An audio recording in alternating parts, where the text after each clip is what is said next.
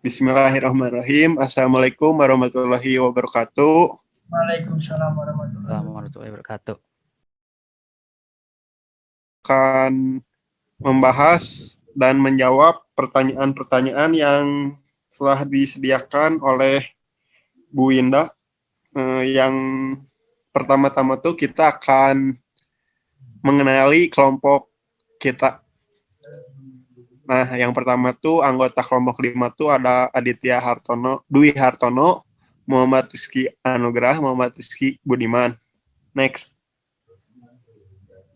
Nah, yang pembahasan pertama itu akan disampaikan oleh rekan saya. Silahkan.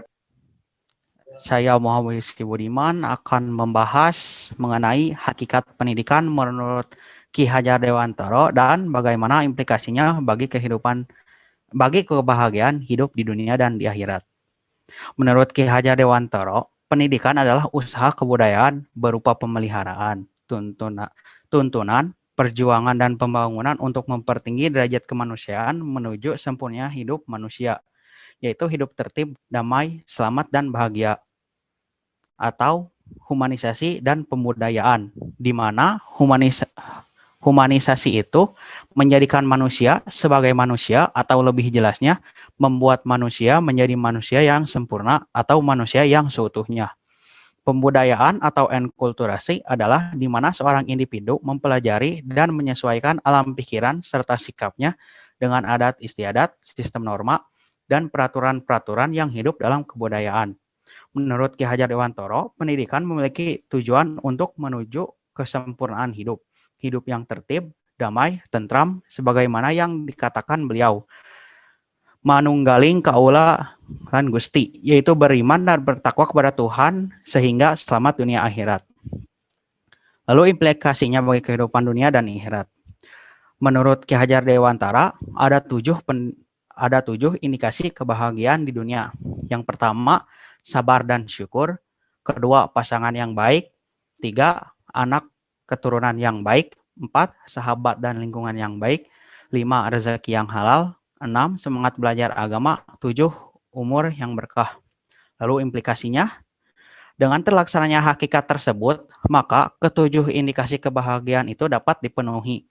Dengan kata lain, kebahagiaan di dunia dapat terjamin karena dengan humanisasi dan enkulturasi membuat manusia menjadi manusia yang seutuhnya, di mana dia mampu mewujudkan potensinya secara optimal sehingga beriman dan bertakwa kepada Tuhan Yang Maha Esa, berakhlak mulia, sehat, cerdas, berperasaan, berkemauan, dan mampu berkarya, mampu memenuhi berbagai kebutuhannya secara wajar, mampu mengendalikan hawa nafsunya, berkepribadian, bermasyarakat, dan berbudaya.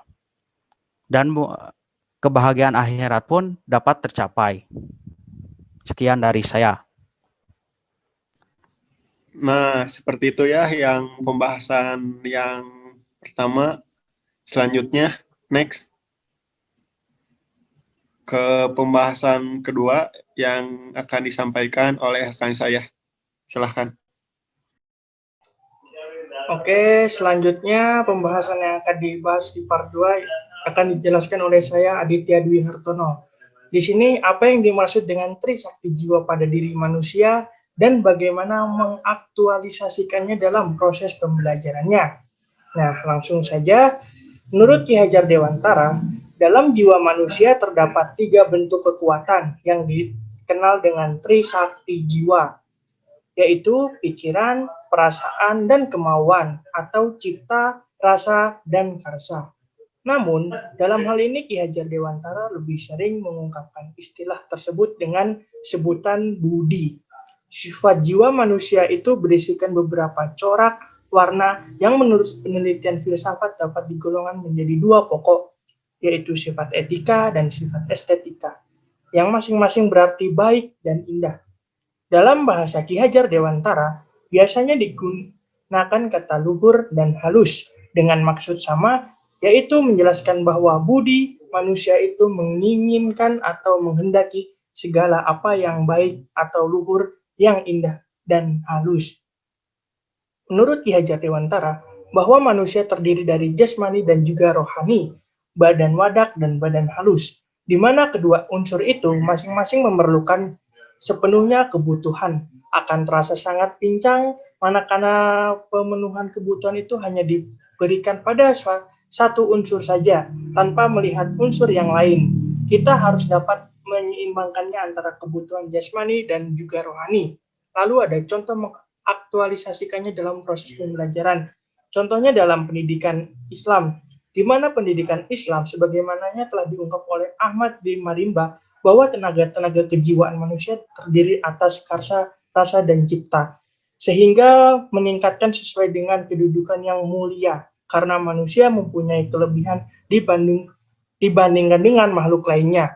Sekian dari penjelasan saya di part 2 ini. Nah, next. Itu yang sudah dibahas di part 2 ya.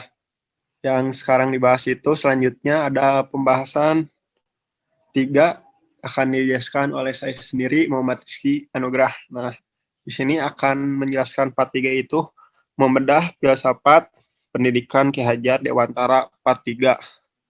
Nah, pertanyaannya tuh jelaskan makna pedagogis dari Tutwori Handayani. Nah, pertama-tama tuh di sini tuh konsep Trihayu dari Ki Hajar Dewantara.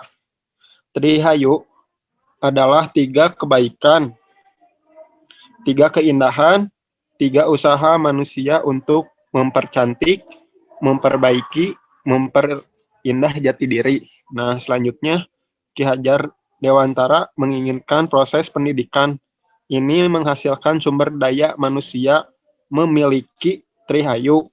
Nah, bagian-bagian dari Trihayu terdiri dari Memayu, Hayuni, Salira, artinya artinya tuh meningkatkan, memperindah. Nah, itu. Yang kedua tuh ada Mayu, Hanuning mangsa, artinya tuh lebih kepada jiwa sosial. Contohnya Kandang Jurang Doang adalah sebuah lembaga pendidikan yang memfasilitasi seperti peserta didiknya untuk menemukan potensi terbaik melalui seni, melalui olahraga, soft skill, dan melalui dimensi dan moral. Yang ketiga tuh ada Mayu Hayuning bangsa, artinya tuh kepedulian terhadap bangsa. Ki Hajar Dewantara sangat kentara mengangkat isu kebudayaan dan isu kebangsaan karena nasionalisme dan kebudayaan Indonesia ini adalah harta yang paling berharga. Bhinneka Tunggal Ika ini adalah harta yang paling berharga bagi Indonesia. Konsep selanjutnya tuh ada konsep Neng, Ning, Nung, Nang. Gamelan memiliki filosofi terdiri dari Neng, artinya tentram lahir batin, tidak ragu, tidak malu menurut Ki Hajar Dewantara. Selanjutnya ada Ning, artinya bening, murni, jernih dalam berpikir. Selanjutnya Nung, artinya kuat dan sentosa. Untuk mencapai derajat Hanung, proses pembelajaran harus senantiasa bertahap, tidak terlalu mudah, tidak terlalu sulit, tapi beranjak dari yang mudah, sedang, sulit, dan menantang. Selanjutnya ada Nang, artinya menang, dan digdaya. Menang dalam konsep Ki Hajar Dewantara adalah kemandirian dan kemerdekaan.